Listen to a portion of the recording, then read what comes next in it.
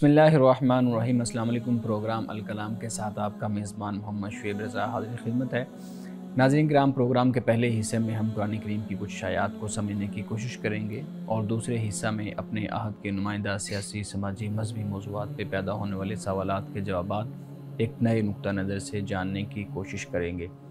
हमारे साथ शरीक गुफ्तगू हैं जनाब मोहम्मद अमानत रसूल साहब। अमानत साहब, बहुत शुक्रिया आपके वक्त का। मेरी मुआवनत के लिए मौजूद हैं जनाब शारिक रसूल। शारिक, बहुत शुक्रिया आपके वक्त का। नाज़रीन किराम, आपकी स्क्रीन पे हमारा व्हाट्सएप नंबर आ रहा होगा, आप अपने सवालात उस व्हाट्सएप नंबर पर भेज सकते हैं। हम इंशाल्लाह आपके सवालात को ज़रूर एड्रेस करेंगे। अमानत साहब, जो कल का प्रोग्राम था उसमें हमने बात की थी कि हज़रत मूसा अलैहिस्सलाम अल्लाह रब्बुल इज़्ज़त के हुक्म से कोहे तूर पे गए और आपके साथ आपकी कौम के भी कुछ दोस्त थे, लोग थे, और पीछे से फिर सामरी ने जो एक किरदार हमें मिलता है, उसने एक बछड़ा बनाया और ये सारी चीज़ें शुरू कर दी। इससे आगे हमने अपनी गुफ्तगू का आगाज़ करना है। अपनी गुफ्तगू का आगाज़ कीजिए। बिस्मिल्लाहिर्रहमानिर्रहीम। नाज़रीन इकराम, मिस्र की जो सनअत थी वो बुत परस्ती की सनअत थी। यानी वो बुत बनाते थे, वो सोने का बुत हो, वो पत्थर का हो या किसी और मटीरियल का हो, तो वो बुत कायम करते। अब ये जो सामरी था, इसने सोने का बुत बनाया। यानी जैसा कि हमने गुज़श्ता प्रोग्राम में बात की थी कि जो ख़वातीन साथ थी वो मिस्र से सोना लाद कर लाई थी, यानी उनके पास ढेर सारा सोना था। अब वो उसका क्या किया जाता, उन्होंने उसको रखा तो सामरी ने उससे एक बछड़ा बना दिया।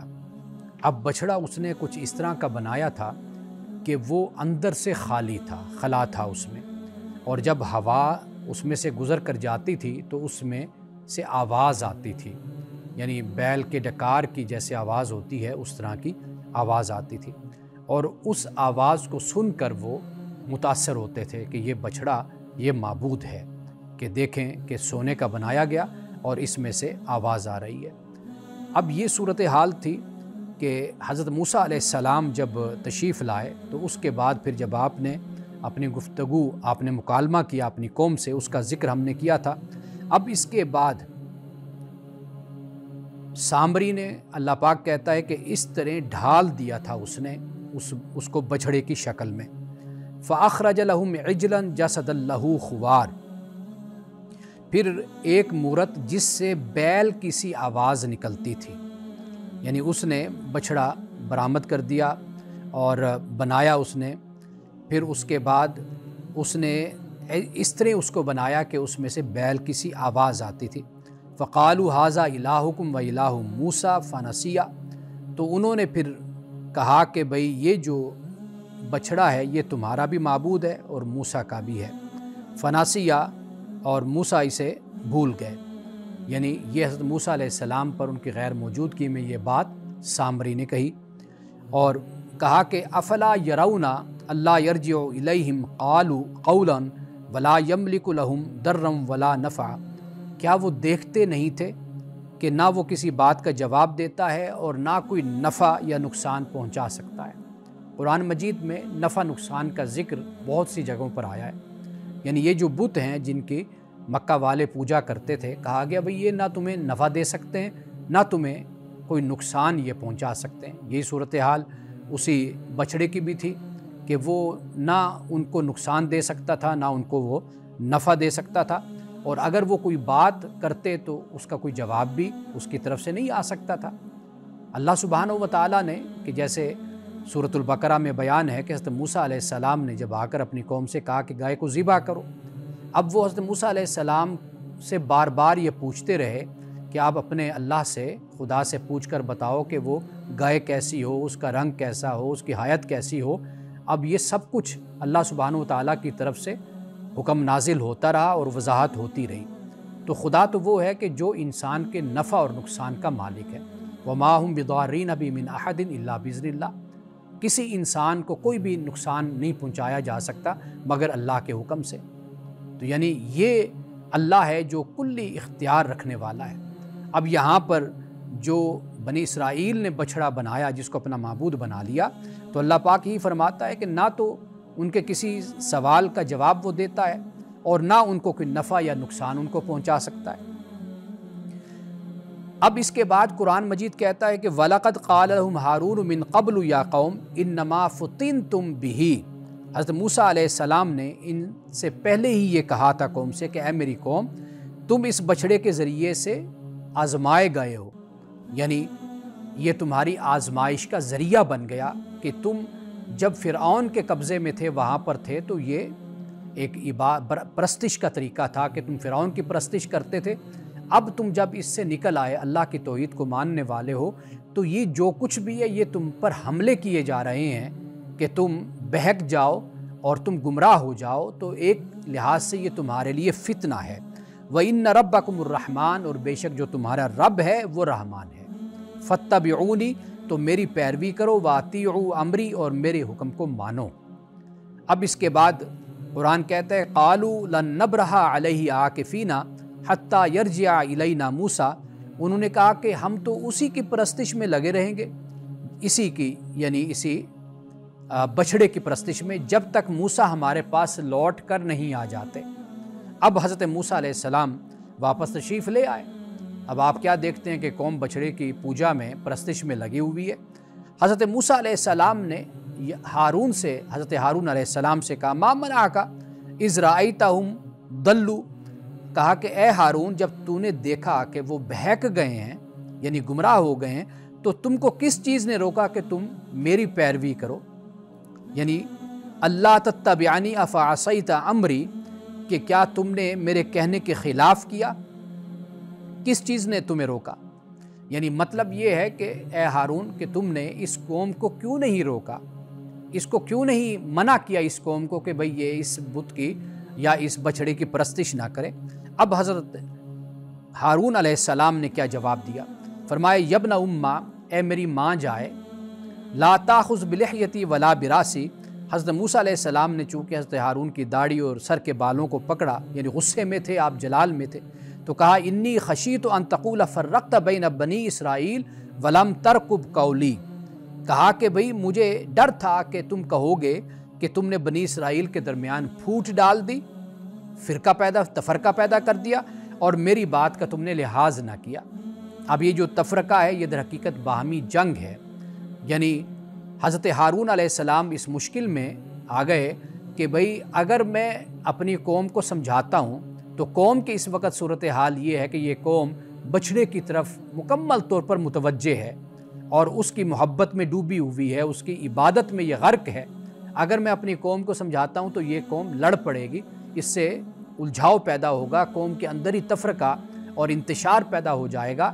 تو حضرت ہارون علیہ السلام کے پاس یہ دو راستے تھے، تو آپ نے وہ راستہ اختیار کیا کہ جو باہمی جنگ کا راستہ نہ ہو، انتشار کا راستہ نہ ہو۔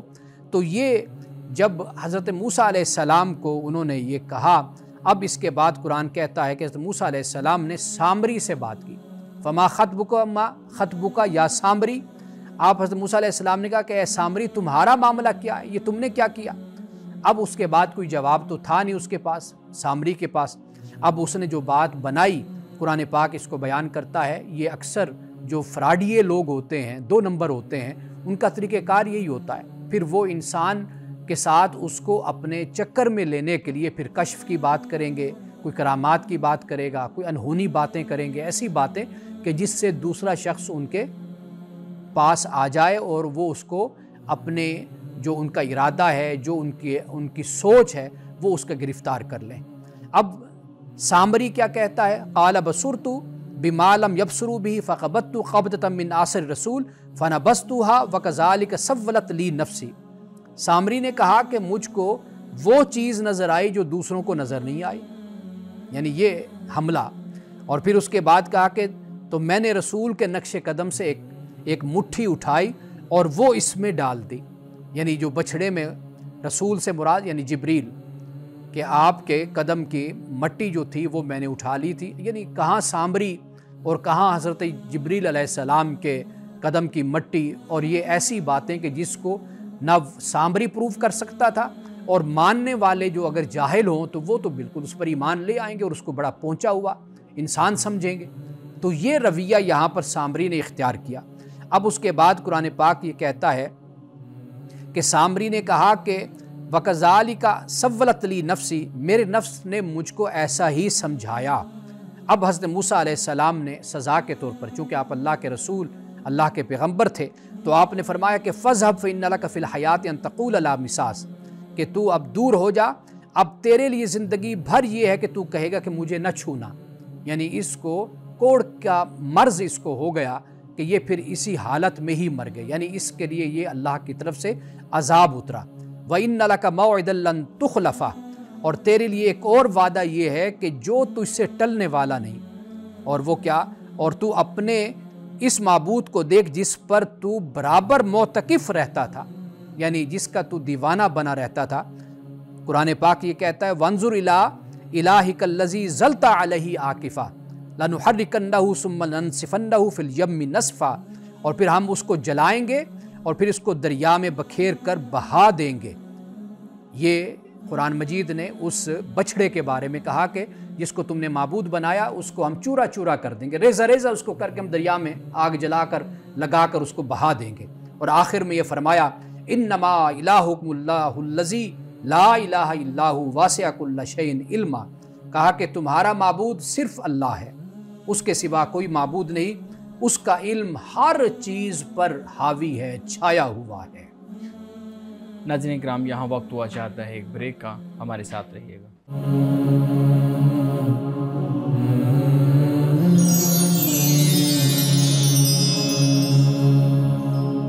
वेलकम बैक नाज़रीन। अमान साहब, बहुत शुक्रिया। आप बयान कर रहे थे कि अब मूसा अलैहिस्सलाम जब वापस आए तो ये मामला हुआ कि पहले हज़रत हारून से बात हुई, फिर वो जो सामरी है उससे बात हुई। अच्छा, ये जो सामरी का करैक्टर है ये हमारे यहाँ भी बहुत ज़्यादा डिस्कस होता है। हमने देखा कि हमारे यहाँ जादूगरी के मामलात के अंदर सामरी का वो एक करैक्टर आता है। वो हम छोटे होते कार्टून देखते होते थे तो उसके अंदर भी एक सामरी का करैक्टर था, सामरी जादूगर का। आप बयान कीजिएगा कि सामरी कौन था, बनी इसराइल में इसका किरदार क्या था, ये साहिब को मनसब शख्स था, वहाँ का रहने वाला था? क्योंकि मैं पढ़ रहा था कि ये बरसगीर से हिजरत करके मिस्र की तरफ गए और फिर वहाँ से भी ये मामला बुत परस्ती वाला शुरू हुआ। असल में ये एक तो किप्ती था। अच्छा, यानी वहाँ का रहने वाला था। ठीक, वहीं का था, मिस्र का। और फिर ये है कि आपको मालूम है कि कुछ लोगों को किसी ख़ास चीज़ का शौक़ होता है और कई दफ़ा वो अखलाकी और दीनी तकाज़ों को भी पेश नज़र नहीं रखते अपने शौक़ को पूरा करने के लिए।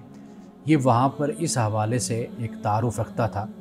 और हज़रत मूसा अलैहिस्सलाम के साथ जो लोग निकले थे वो बहुत बड़ी तादाद तो बनी इसराइल की थी और थोड़े से दूसरे गिरोहों के लोग भी थे, और ऐसे भी थे कि अभी ईमान उनमें रासिख नहीं हुआ था। बहुत से लोग थे कि जो पुख्ता ईमान वाले भी थे, लेकिन वो बहुत ही थोड़ी तादाद के थे।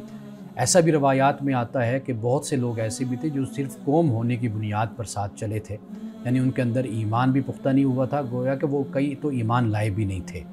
यानी सिर्फ़ फ़िरौन के उस जंगल से निकलने के लिए और उसके जुल्म से बचने के लिए वो वहाँ से निकले थे। अब ये किप्ती था, अब जादू का शौक़ था इसको, तो ये भी साथ वहाँ पर मौजूद था। अब हज़रत मूसा अलैहिस्सलाम भी चले गए। अब कौम को किसी न किसी तरीके से एक मसरूफ़ रखना या कौम को एक ऐसी राह पर लगाना, और फिर वो शख्स के जब हज़रत मूसा अलैहिस्सलाम मौजूद हैं तो आपकी मौजूदगी में तो वो इस तरह का कोई काम कर नहीं सकता था। अब जब आप तौरात के लिए आप कोहितूर पर चले गए, वादी सीना उधर चले गए, तो उसने फिर पीछे अपना ये काम दिखाया। तो गोया के जिसे हम कहते हैं ना कि एक ख़ुद नुमाई या एक नामवरी, ये जज्बा इंसानों के अंदर भी होता है और उसका बादुकात इंसान गलत भी इस्तेमाल करता है। तो सामरी सिर्फ़ एक करैक्टर है। कुरान पाक में चंद और मकामात पर भी चूँकि इस वाक़े का ज़िक्र होता है तो फिर सामरी का ज़िक्र भी वहाँ पर आता है। तो इंशाअल्लाह एक दो प्रोग्रामों के बाद मुकम्मल जो तारुफ़ है सामरी का, इसका पस मंज़र जो हमें मोतबर मुस्तनद रवायात और हवालों से मिलता है, तो वो इंशाअल्लाह हम उस पर तफसील से बात करेंगे। बिल्कुल ठीक है। अच्छा मान साहब, اسی سے متعلق ایک اور سوال بھی ہے، میں آپ کے سامنے رکھتا ہوں۔ آپ نے ابھی قرآن پاک کی آیت پڑھی کہ وہ سامری نے موسیٰ علیہ السلام کے سامنے کہا کہ میں نے رسول یعنی جبریل کے اس مٹی لی تھی اور پھر اس کو اس میں رکھا تھا تو وہ بولنے لگ گیا تھا۔ اچھا، آپ نے تو بہت سمپل اس کو قرآن کریم جیسے بیان کر رہا ہے آپ نے بیان کر دیا، لیکن ہمارے ہاں تفاسیر کو اگر ہم پڑھیں، روایات کو دیکھیں، خطباء کی تقریر کو سنیں تو بہت زیادہ عجیب عجیب جو ہے نا وہ چیزیں ہمارے سامنے آتی ہیں۔ میں ایک روایت آپ کے سامنے رکھتا ہوں۔ وہ کہتے ہیں جو سامری تھا اس نے جبریل علیہ السلام کے جو گھوڑے کے قدم جہاں پہ لگے تھے وہاں سے مٹی لی تھی، اور پھر یہ اس مٹی کی کرامت تھی کہ جب اس نے اس مٹی کو اس بچڑے کے منہ کے اندر ڈالا، اس بت کے منہ کے اندر ڈالا تو اس میں زندگی پیدا ہو گئی، وہ چلنا پھرنا شروع ہو گیا اور وہ جیتے جاگتے بچڑے کی طرح ایک آواز پیدا کرنے والا وہ بچڑا ہو گیا۔ یہ روایات درست ہے؟ اگر درست نہیں ہے تو پھر جو مفسرین اس کو بیان کر رہے ہیں میں تو اس پہ خاموش ہوں۔ پھر اب دیکھیے قرآن مجید نے جو بات کہی ہے اس کے بعد حضرت موسیٰ علیہ السلام نے بھی جو گفتگو آگے فرمائی ہے، یہاں پر کوئی بھی اس طرح کا ذکر، کوئی تبصرہ نہیں ہے۔ تبصرہ نہ ہونا یعنی اس بات کی علامت ہے کہ بھئی جو سامری نے کہا وہ اصل میں اس نے اپنی طرف سے ایک بات کو بنایا، اور اس نے یہاں تک کہا کہ کذالک سولت لی نفسی۔ سولت کا لفظ ہم نے تسویل، یہ لفظ ہم نے سورۃ یوسف میں بھی پڑھا تھا کہ جب بھائیوں کو حضرت یعقوب علیہ السلام نے کہا کہ یہ تمہارے نفس نے بنائی ہوئی بات ہے، اس کو خوبصورت بنا دیا، یعنی حقیقت یہ نہیں ہے۔ تو یہ جو بات یہاں پر سامری نے کہی ہے، اب وہی بات اسی کو واضح کر رہی، جیسے آیت میں یہ کہا گیا کہ بھئی میں نے وہ وہاں سے اثر لیا، رسول کا اثر جو ہے وہاں سے میں نے یہ سب کچھ اٹھایا اور اس کے بعد یہ میں نے بنایا۔ تو اب اس کے بعد اس کے پاس اس کے علاوہ راستہ کوئی نہیں تھا کہ وہ کوئی ایسی بات چھوڑے جس کو ہم کہتے ہیں نا چھوڑنا، کہ جس بنیاد پر کوئی دوسرا شخص جو انسا اس کے پاس کوئی دلیل اور وہ بھی نہ ہو اور وہ اس سے متاثر، کیونکہ عام ذہن جو انسا ہوتا ہے عوام کا، اب دیکھیے کہ وہ انہی باتوں سے ہی آج بھی اگر کوئی اس طرح کی باتیں سنائیں، اب دیکھیے واہ واہ ہوتی ہے، سبحان اللہ ہوتی ہے۔ تو وہ وجہ کیا؟ وہ یہی ہے کہ لوگ نہیں مانگتے اس پر کوئی دلیل، کوئی ثبوت کہ بھئی آپ یہ کیا کہہ رہے ہیں۔ لوگ عقیدت میں ہوتے ہیں، لوگ یہ بھی سمجھتے ہیں اگر ہم نے پوچھا تو کہیں نعوذ باللہ یہ نہ ہو کہ ہم پر اس کا کوئی عذاب اترے یا کوئی وبال ہم پر آئے کہ بھئی تم نے اس کا پوچھا نہیں، اس کے بارے میں تم نے پوچھا ہے اور کیا تم اس پر ایمان نہیں رکھتے، تمہارا یقین نہیں ہے۔ تو لوگ اس سطح تک ڈرتے ہیں۔ لیکن حضرت موسیٰ علیہ السلام سے جب اس نے یہ بات کہی ہے تو بات کھل کر سامنے آ گئی، اور پھر اس پر ایک سزا جو ہے وہ بھی نافذ کر دی گئی۔ باقی یہ روایات ہمارے ہاں موجود ہیں اور کئی بائبل سے بھی وہاں سے بھی آئی ہیں، کئی ہمارے ہاں اسرائیلی روایات بھی ہیں، وہاں پر بھی ان باتوں کو نقل کیا گیا ہے۔ ہمارے مفسرین نے وہیں سے یہ سب کچھ اٹھایا ہے۔ بالکل ٹھیک ہے۔ اچھا مولانا صاحب، ایک اور اسی طرح کا قول ہمارے ہاں سامری کی جو بات ہے اس سے متعلق آتا ہے، وہ بھی آپ کے سامنے رکھتا ہوں، اس پہ بھی آپ بات کیجیے گا۔ وہ کہتے ہیں جی سامری نے کہا کہ مجھے یعنی موسیٰ علیہ السلام کی جو بات تھی، جو ان کا پیغام تھا، جو ان کا طرز تبلیغ تھا، اس میں کچھ کمزوری معذلہ نظر آئی۔ یہ میں آپ کو وہ لفظ پڑھ کے سنا رہا ہوں جو میں نے پڑھے ہیں، اور جو دوسروں کو نظر نہیں آئی تھی، یعنی وہ سامری کہہ رہے ہیں مجھے نظر آئی، دوسروں کو نظر نہیں آئی۔ اس لیے ایک حد تک تو میں موسیٰ علیہ السلام کے نقش قدم پہ چلا، اور جہاں پہ مجھے محسوس ہوا کہ اب یہاں سے مجھے سمجھ میں نہیں آ رہی تو اس کے بعد پھر میں نے یہ قدم اٹھایا۔ یہ بھی ہماری تفاسیر کے اندر موجود ہے۔ دیکھیے قرآن مجید تو اس سے پاک ہے، قرآن نے کوئی ایسی بات بیان نہیں کی، یعنی کسی مقام پہ بھی، کسی مقام پر بھی کہ سامری نے یہ کہا، نعوذ باللہ۔ لیکن اگر ہم اس کا دوسرے طریقے سے، دوسرے اینگل سے ہم اس کا اگر جائزہ لیں، وہ یہی ہوتا ہے کہ جو تماش بین قسم کے لوگ ہوتے ہیں نا، تماشا گر قسم کے لوگ ہوتے ہیں، جو تماشے دکھانے والے لوگ ہوتے ہیں، وہ کبھی بھی سنجیدہ بات سے، سنجیدہ پیغام سے اور کسی مقصدیت کے ساتھ کبھی نہ جڑتے ہیں۔ وہ ہر چیز کو تماش بینی کے انداز میں اور ایک مختلف انداز میں وہ اس چیز کو لیتے ہیں۔ یعنی یہ آپ اس بات کو سامنے رکھیں نا کہ جو تماش بین قسم کا شخص ہوتا ہے نا، اس کا طریقہ کار یہی ہوتا ہے کہ وہ لوگوں کی اٹریکشن حاصل کرنا چاہتا ہے، توجہ حاصل کرنا چاہتا ہے۔ حضرت موسیٰ علیہ السلام کا جو پیغام تھا، جو میسج تھا، وہ تو کانٹوں کا راستہ تھا، وہ ایک مقصدیت تھی، اس میں ایک سنجیدگی تھی، اس میں ایک پیغام تھا، ہدایت تھی، رہنمائی تھی۔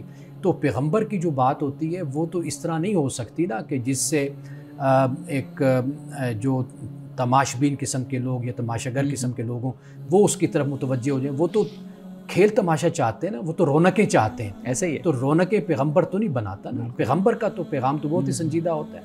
تو اسی طرح ہمارے معاشرے میں بھی ایسے ہی ہوتا ہے. آپ دیکھیے کہ سنجیدہ بات کو کتنے سننے والے لوگ ہوتے ہیں، اور اس کے علاوہ اگر کوئی آپ ٹھٹھا اور مذاق اور کوئی آپ اس طرح کا کچھ مجلس لگا لیں، آپ دیکھیے بہت سے لوگ اس طرف متوجہ ہو جاتے ہیں. تو یہ چیز تو ہمیں نظر آتی ہے کہ سامری نے جو تماشا کیا تھا، اس سے اس نے دیکھا کہ یہ موقع ہے کہ یہ لوگ ہیں، عوام ہیں، ابھی نیا انہوں نے اسلام قبول کیا ہے، یا ان میں سے کئی لوگ ہیں کہ جو ابھی قبول نہیں کر چکے، ابھی تربیت کے مرحلے میں، تو اس نے ان کو اپنے طرف متوجہ کر دیا. ناظرین کرام، یہاں وقت ہوا چاہتا ہے ایک بریک کا، ہمارے ساتھ رہیے.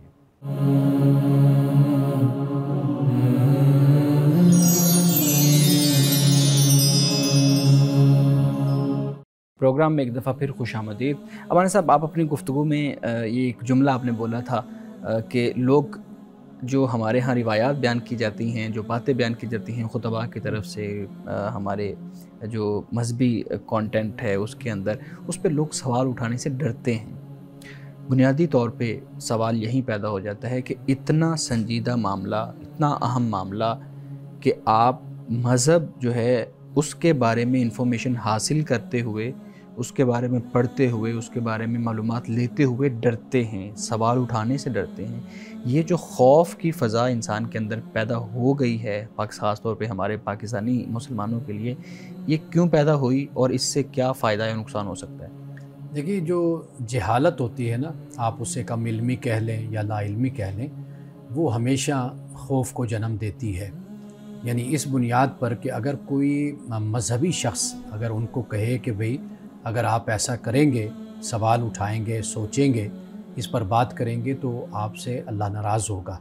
اور ایمان، اسلام، یہ صرف چپ کر کے ماننے کا نام ہے. جو بھی بات بیان ہو تو جو دین سے متعلق ہے، کوئی نبی صلی اللہ علیہ وسلم یا انبیاء علیہ السلام سے متعلق ہے، یا اللہ تعالیٰ کے نیک بندوں سے متعلق ہے، تو اس کو خاموشی کے ساتھ مان لینا چاہیے. یعنی جیسے ہم بتا دیں ویسے اس طرح مان لینا چاہیے. اب اصل جو معاملہ ہوتا ہے نا، کم علمی یا جہالت، وہ اصل اس کی بنیاد بنتی ہے. مثال کے طور پر اگر ایک عالم ایک بات کو بیان کر رہا ہے، تو میں یہ حق رکھتا ہوں کہ میں اس سے پوچھوں کہ بھئی آپ نے یہ چیز بیان کی ہے، اس کا حوالہ کیا ہے، قرآن کی کس آیت سے آپ نے اس کو بیان کیا، آپ کے پاس حدیث اور سنت میں اس کا کیا ثبوت ہے، آپ مجھے بتائیے. تو یہ جرت عام شخص اس لیے نہیں کرتا کہ وہ یہ سمجھتا ہے کہ میں اگر سوال اٹھاؤں گا تو یہ بات جو بیان کی جا رہی ہے تو ہے برحق یہ سچ. یہاں پر مجھے اپنی عقل کے گھوڑے بھی نہیں دوڑانے، مجھے سوچنا بھی نہیں ہے. اگر میں نے سوچنا شروع کیا، گویا کہ میں اس کا پھر منکر ہو جاؤں گا. اب یہ جو چیز ہے، یہ اصل میں خطرناک ہوتی ہے. جب آپ علم رکھتے ہیں، جب آپ تھوڑی سی آپ جستجو کرتے ہیں، تو آپ کو اندازہ ہوتا ہے، آپ کو معلوم ہوتا ہے کہ آپ جو بات سن رہے ہیں اس کی اتھینٹسٹی کیا ہے، اس کا معیار کیا ہے.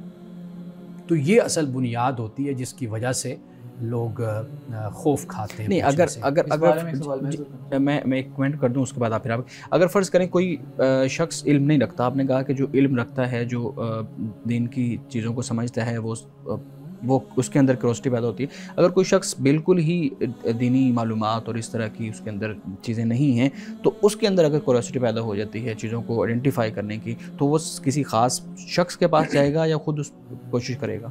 دیکھیے، بات یہ ہے کہ جس میں یہ کیوریوسٹی پیدا ہو، اسے معلوم ہونا چاہیے کہ معاشرے میں ہر طرح کے لوگ موجود ہوتے ہیں. بالکل. یعنی اہل علم موجود ہیں، اہل خطابت بھی موجود ہیں، ایسے لوگ بھی ہیں کہ جو تماشبین ہوتے ہیں، تماشا گر ہوتے ہیں، جیسے ہم نے پہلے بات کی، جو لوگوں کو ایک سٹیج لگا کر لوگوں کو دکھاتے ہیں، ہنساتے ہیں، رلاتے ہیں، وہ لوگ بھی ہوتے ہیں. علم کا جو معاملہ ہوتا ہے نا، اس میں کوالٹی، آپ یہ دیکھیے کہ آپ ایک صاحب علم کا چناؤ کریں، انتخاب کریں، آپ اس کے پاس بیٹھیں، آپ سنیں، سمجھیں، اس کی بات کو بھی من و عن مت تسلیم کریں، آپ مزید اس سے اپنے سفر کو آگے جاری رکھیں. میں نے یہ دیکھا ہے کہ لوگوں کے پاس کوئی روایتی تعلیم نہیں ہوتی مروجہ، لیکن ان کا مطالعہ ہوتا ہے، وہ پڑھتے ہیں، سمجھتے ہیں چیزوں کو. یہ انسان پر خود ڈیپینڈ کرتا ہے کہ وہ کتنی محنت کرتا ہے. اور محنت کرنے والا شخص ہو، بے شک وہ تعلیم یافتہ نہ ہو، وہ بھی علم حاصل کر لیتا ہے، وہ بھی اپنے اندر صلاحیت پیدا کر لیتا ہے. جی پلیز شاریہ. تو میں یہ جاننا چاہتا ہوں کہ ہمارے ہاں جو لوگ ہیں وہ سوال کرنے سے اس لیے بھی کتراتے ہیں کیونکہ کچھ جب وہ سوال کرتے ہیں تو علماء کی جانب سے سختی کا اظہار کیا جاتا ہے اور یہ بتایا جاتا ہے کہ کچھ چیزیں جو ہیں وہ حکم کے دائرے میں آتی ہیں اور وہاں پر سوال و جواب جو ہے اس سے پرہیز کرنا چاہیے. تو ایک یہ ابہام بھی موجود ہے اس حوالے سے کہ کون سی باتیں ایسی ہیں جو کہ حکم کے دائرے میں آتی ہیں اور کون سی وہ باتیں جو حکم کے دائرے میں نہیں آتی کہ جن کے متعلق سوال کیا جا سکتا ہے. دیکھیے پہلی بات تو یہ ہے کہ یہ بات تو آپ کی درست ہے کہ علماء کی طرف سے اس بات کا خطرہ رہتا ہے. جی. یعنی اگر آپ کہیں پڑھتے ہیں، تعلیم حاصل کرتے ہیں کسی مدرسہ میں، کسی جامعہ میں یا کسی بھی درس میں، کسی محفل میں جاتے ہیں، تو آپ کا سوال اٹھانا گویا کہ آپ پر ہی ایک سوالیہ نشان لگا دیتا ہے کہ آپ اگر یہ سوال اٹھا رہے ہیں گویا کہ آپ اس کے مخالف جو عقیدہ ہے یا مخالف گروہ اس کو ہے، پروموٹ فرقہ کر رہے ہے، ہیں، آپ اس کے حامی ہیں، آپ اس سے متفق ہیں، آپ کا تعلق اس سے ہے. یہ ایک بہت خطرناک رجحان ہے، یہ نہیں ہونا چاہیے. باقی جو دوسری بات آپ نے کہی ہے، دیکھیے آپ سوال نہیں کریں گے تو جواب نہیں ملے گا، جواب نہیں ملے گا آپ کے علم میں اضافہ نہیں ہوگا. کہا جاتا ہے کہ جو سوال ہے اس میں آدھا علم موجود ہوتا ہے، آدھا نالج اس میں ہوتا ہے سوال میں. تو لہٰذا جو یہ حکم ہے یا حکم نہیں ہے، اس بحث کو چھوڑ کر قطع نظر اس کے اصل بات یہ کہ سوال ضرور آپ کیجئے. یعنی مثال کے طور پر نماز اللہ کا حکم ہے، آپ پوچھئے کہ بھئی نماز اگر حکم ہے، فرض ہے، تو کہاں پر اس کا ذکر ہمیں ملتا ہے، کس جگہ پر اس کو بیان کیا گیا ہے. اس طریقے سے روزہ ہے، زکوٰۃ ہے. جب تک آپ حکم پر بھی سوال نہیں اٹھائیں گے، آپ پوچھیں گے نہیں، تو اس وقت تک تو آپ کو اس کے بارے میں بھی تو معلوم نہیں ہو سکتا نا. مولانا صاحب آج تو ہم دیکھتے ہیں کہ استاذ جو ہے اس کے سامنے سوال رکھیں تو وہ اپنی توہین سمجھ لیتا ہے کہ میرے سامنے سوال کیوں رکھا.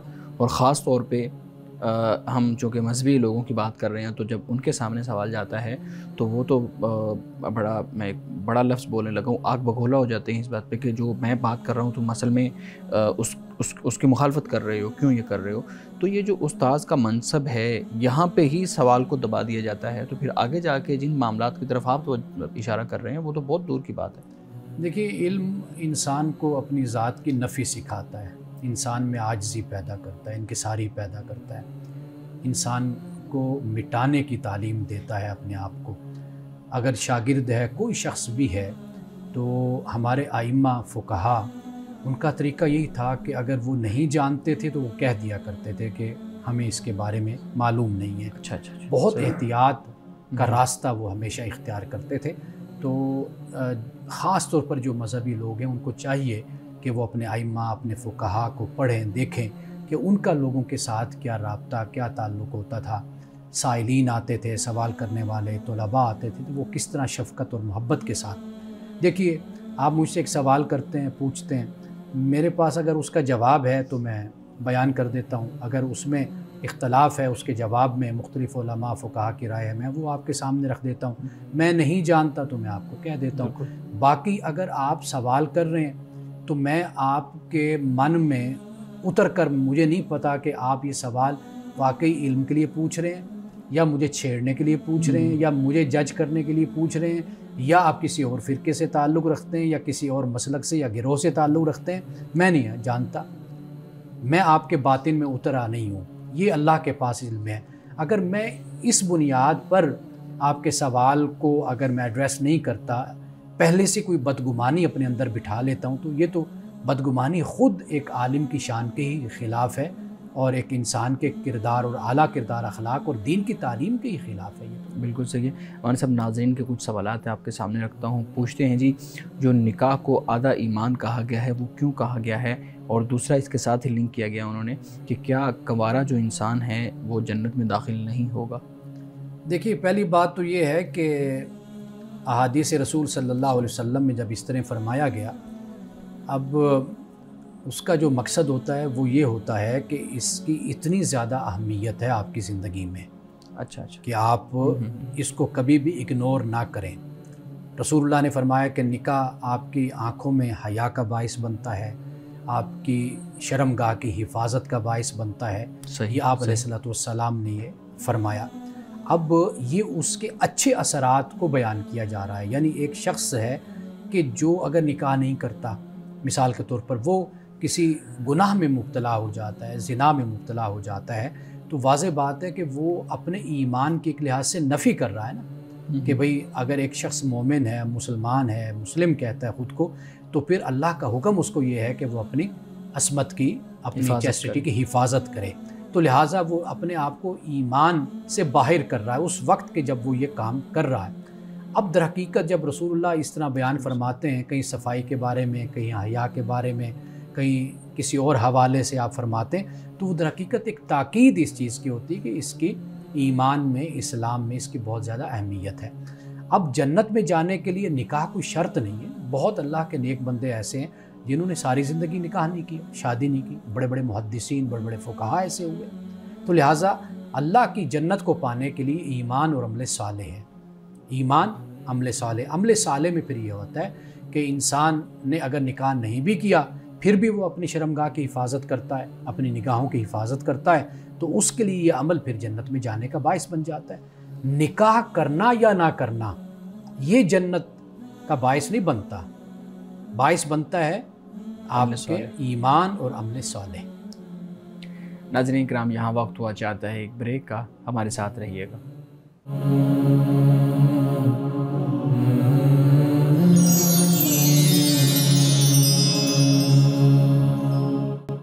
پروگرام میں ایک دفعہ پھر خوش آمدید. جی شارق پلیز سوال رکھیے گا. ہمارے ہاں مشہور ہونے کے لیے سوشل میڈیا پر ایسا کانٹینٹ بنایا جاتا ہے جو کہ اخلاقی لحاظ سے مناسب نہیں ہوتا. اس میں فحش کلامی، اس میں غیر مناسب الفاظ کا استعمال کیا جاتا ہے. تو کیا بطور سامعین ایسی ویڈیوز دیکھنا درست ہے؟ دیکھیے، واضح بات ہے کہ جس میں کوئی ایسا میٹیریل ہے کہ جو غیر اخلاقی ہے اور خلاف دین ہے تو اس سے پرہیز کرنا چاہیے. اس کے بہت ہی برے اثرات انسان کی شخصیت پر پڑتے ہیں. یہ بات یاد رکھیے کہ جو صحبت ہے نا، مجلس ہے، کمپنی ہے، اس کو دین میں بڑی اہمیت دی گئی ہے.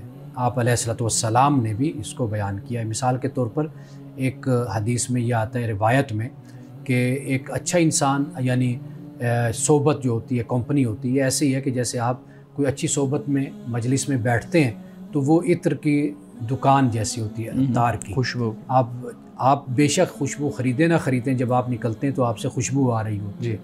اسی طرح لوہار کی بھٹی ہے، تاکہ کوئی بری کمپنی ایسی ہوتی ہے لوہار کی بھٹی کی طرح کہ آپ وہاں جا کر بیٹھتے ہیں، جب نکلتے ہیں تو آپ کے چہرے پر بھی یعنی سیاہی ہوتی ہے اور کپڑوں پر بھی اس کے اثرات ہوتے ہیں. تو رسول اللہ نے اچھی اور بری صحبت کو اس طرح بیان کیا ہے. تو لہٰذا آپ اگر گناہ سے بچتے رہیں گے تو آپ کی نظر میں گناہ کی جو شدت ہے نا وہ قائم رہے گی. اگر آپ گناہ کو دیکھتے رہتے ہیں گویا کہ پھر آپ یوز ٹو ہو جاتے ہیں، پھر آپ کو اس سے ایک کراہت، ایک نفرت وہ محسوس بھی نہیں ہوتی، اور پھر اس کو کر لینے میں بھی انسان کو کوئی جھجک نہیں ہوتی اور کوئی شرم یا کوئی گناہ کا احساس بھی نہیں ہوتا. تو لہٰذا بہترین طریقہ جو ہے، جو دین کے مطابق ہے، وہ یہی ہے کہ ہمیں ایسی صحبت، مجلس، کمپنی اور ایسے کنٹینٹ اور ایسی ویڈیوز اور ایسی چیزوں سے ہمیں اپنے آپ کو دور رکھنا چاہیے. ہمارے ہاں یہ اعتراض کیا جاتا ہے کہ ہمارا معاشرہ آج اخلاقی پستی کا شکار ہے، اس کی مین وجہ، بنیادی وجہ جو ہے وہ سوشل میڈیا ہے. یہ اعتراض کس حد تک درست ہے؟ کیونکہ سوشل میڈیا پر جو کانٹینٹ بنایا جاتا ہے، جو مواد وہاں شیئر کیا جاتا ہے، وہ لوگوں کو مد نظر رکھتے ہوئے بنایا جاتا ہے. یہ دیکھا جاتا ہے کہ لوگوں میں کیا رجحان ہے، لوگوں کو کیا پسند آتا ہے. خاص کر جو ہمارا نوجوان طبقہ ہے اس میں فحش کلامی اور گالم گلوچ کا کافی رجحان پایا جاتا ہے. تو سوشل میڈیا کو خالی قصوروار ٹھہرانا کس حد تک درست ہے؟ کیونکہ کہیں نہ کہیں قصور لوگوں کا بھی ہے. دیکھیے، پہلی بات تو یہ کہ سوشل میڈیا یہ ایسے ہی ہے کہ جیسے آپ کا ٹیلی ویژن ہے. جی، آپ جو چاہیں وہاں پر دیکھیں. ایسے ہی ہے کہ جیسے چاقو ہے، چھری ہے، کچن میں ہے، آپ اس سے سیب کاٹتے ہیں، اس سے گوشت کاٹتے ہیں، جو استعمال کرنا چاہیں سبزی کاٹتے ہیں، وہ آپ کا استعمال در حقیقت ہوتا ہے. اب سوشل میڈیا میں بہت سے ایسے اچھے لوگوں کو جانتا ہوں کہ جو بڑے اچھے طریقے سے اس کا استعمال کرتے ہیں، یعنی اچھا میسیج لوگوں تک، فکری بات، علمی بات، تحقیقی بات لوگوں تک پہنچاتے ہیں. وہ اپنا ایک کردار ادا کر رہے ہیں، ایک سوسائٹی کی آبیاری پرورش کر رہے ہیں. بہت سے لوگ ان کے ساتھ بھی وابستہ ہوتے ہیں. یہ اب جو لوگ وہاں پر پوسٹ لگانے والے ہیں، یہ ان پہ ڈیپینڈ کرتا ہے کہ وہ کیا طریقہ اختیار کرتے ہیں. بہت سے علماء ہیں، اسکالرز ہیں، بہت اچھے لوگ ہیں، اساتذہ ہیں کہ جو سوشل میڈیا پر موجود ہیں. آپ کوئی بھی میڈیم ہو، آپ کو کبھی بھی نہیں ترک کرنا چاہیے. ہم یہ کہتے ہیں جی یہ فیس بک ہے، یہ فلاں ہے، تو یہاں پر چونکہ اس طرح کے لوگ آئے ہو تو لہٰذا میں نے اس کو چھوڑ دیا. نہیں، آپ اچھے ہیں، علم والے ہیں، تو آپ اس پہ رہیں. وہ کہا جاتا ہے نا کہ جب گھر کوئی نہ ہو، خالی ہو جائے گھر، تو وہاں وہ آسیب زدہ ہو جاتے ہیں، وہاں پھر جن بھوت آ جاتے ہیں. تو یہی معاملہ ہوتا ہے.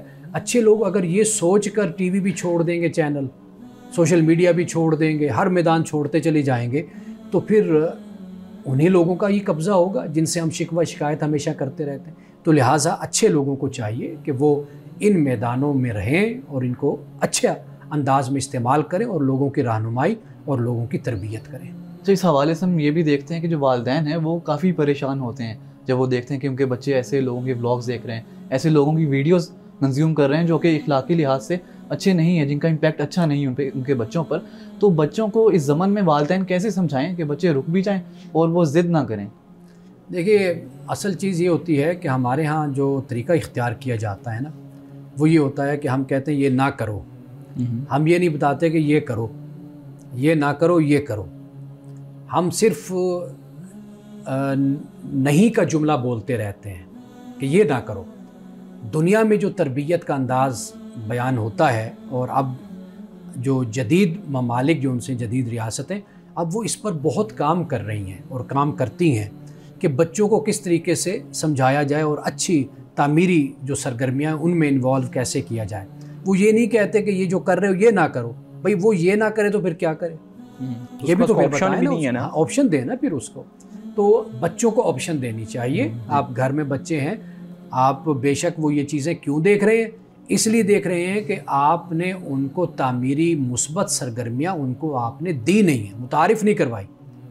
تو وہ بھی تو بچے ہیں کہ جو جم جا رہے ہیں، وہ بھی تو بچے ہیں کہ جو جا کر اپنا کھیلتے ہیں، جہاں پر انڈور گیمز ہیں، جیسے اپنا بیڈمنٹن ہے، دوسری گیم فزیکلی ایکٹیویٹی، وہاں پر بھی ٹائم وہ دے رہے ہیں، ان کو والدین لے کر جاتے ہیں. تو میرا خیال ہے کہ یہ جو رویہ ہے نا کہ آپ صرف روک کر ایک بچے کو کارنر میں کھڑا کر دیں، اس سے بہتر ہے کہ آپ بچے کو مختلف راستے دکھائیں تاکہ وہ اس پر چلیں. جیسے میں نے پہلے ذکر کیا تھا کہ ہمارے ہاں جو خاص کر نوجوان طبقہ ہے، ان میں گالم گلوچ اور فحش کلامی کا کافی رجحان ہے، جس کی وجہ سے جو سوشل میڈیا پر ایسے لوگ ہیں وہ ابھر کر آتے ہیں، ان کو سراہا جاتا ہے کافی. تو یہ جو ٹرینڈ ہے ہمارے ہاں گالم گلوچ اور فحش کلامی کو سراہنے کا، اس کو کیسے ختم کیا جائے؟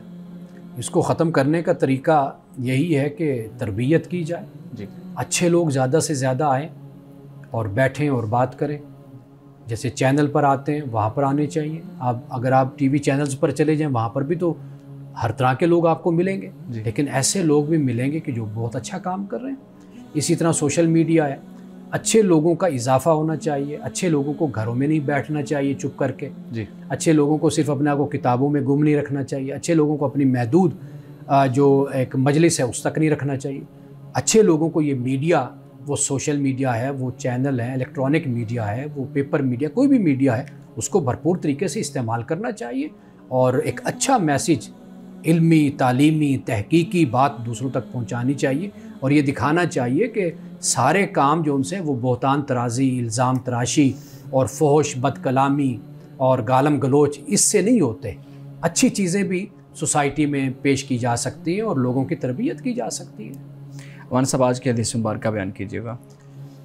آج کی حدیث حضرت ابو ہریرہ رضی اللہ تعالی عنہ سے روایت ہے. آپ فرماتے ہیں کہ رسول اللہ صلی اللہ علیہ وسلم نے فرمایا کہ تم انظروا الی من اسفل منکم ولا تنظروا الی من هو فوقکم. فرمایا کہ تم اس آدمی کی طرف دیکھو جو تم سے درجے میں کم ہے، اس آدمی کی طرف نہ دیکھو جو درجے میں تم سے بلند ہے، تاکہ تم اللہ تعالیٰ کی نعمتوں کو حقیر نہ سمجھنے لگ جاؤ. یعنی اللہ کے رسول صلی اللہ علیہ وسلم نے یہ تعلیم دی. اس لیے کہ ہم ہمیشہ بڑی بڑی گاڑیوں کو دیکھتے ہیں، ہم لوگوں کے بزنس کو دیکھتے ہیں، ان کے مال و متاع کو دیکھتے ہیں، ان کی سہولیات کو دیکھتے ہیں، تو ہم کیا کرتے ہیں؟ پھر ہم کہتے ہیں کہ بھئی ہمیں تو یہ چیزیں نہیں ملی، اللہ نے نہیں دی. حالانکہ ہمارے پاس صحت ہوتی ہے، ہمارے پاس اللہ کا دیا اور ایسا کچھ ہوتا ہے جو کسی اور کے پاس نہیں ہوتا. بے شک ان کے پاس مال ہوتا ہے، لیکن ہم اللہ کی دی ہوئی نعمتوں کا شکر ادا نہیں کرتے جو ہمارے پاس ہوتی ہیں. تو لہٰذا ہمیں یہ دیکھنا چاہیے کہ جو ہم سے کم لوگ ہیں تاکہ ہم میں شکر پیدا ہو. ناظرین گرامی، اس دعا کے ساتھ اپنے پروگرام کا اختتام کریں گے. اللہ رب العزت حسن کلام اور تاثیر کلام عطا فرمائے. ہماری زبان کی گروں کو کھول دے اور سننے والوں تک خیر کا پیغام پہنچے۔ اجازت دیجیے، خدا حافظ۔